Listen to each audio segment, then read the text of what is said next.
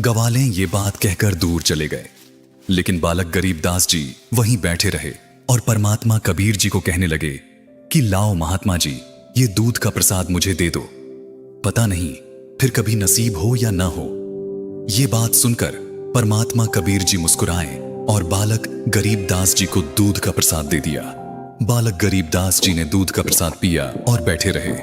परमात्मा कबीर जी ने बालक गरीबदास को अपना ज्ञान बताया, उनको सतलोक के सुखों के बारे में बताया, वहां की व्यवस्था बताई।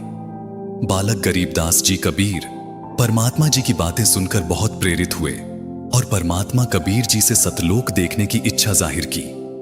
परमात्मा कबीर जी ने बालक गरीबदास जी को नाम उपदेश दिया। वो उनकी आत्मा को शरीर से निकालकर अपने साथ सतलोक ले गए। गवालों ने बालक गरीबदास जी को उठाने की कोशिश की, लेकिन शरीर में आत्मा न होने के कारण बालक गरीबदास जी ने कोई भी प्रतिक्रिया नहीं की। गांव वालों ने बालक गरीबदास जी को मृत मानकर उनके शरीर को चिता पर रख दिया।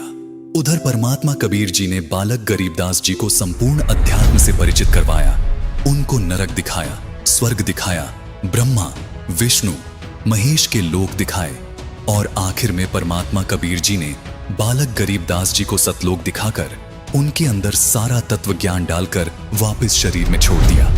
गांव वालों ने बालक गरीबदास जी को चिता पर रख दिया था और अग्नि देने ही वाले थे। तभी बालक गरीबदास जी के शरीर पर बंधी सारी रस्सियां अपने आप टूट गईं और बालक गरीबदास उठ खड़े हुए। उठते ही बालक गरीबदास परमात्मा कबीर जी से प्राप्त अमृतवाणी तत्व ज्ञान को ऊंचे स्वर में बोलने लगे। पूरा गांव गरीबदास जी महाराज को पागल कहने लगा। सबको लग रहा था कि उस जिंदा बाबा के जंतर मंत्र वाले दूध को पीकर गरीबदास जी पागल हो चुके हैं।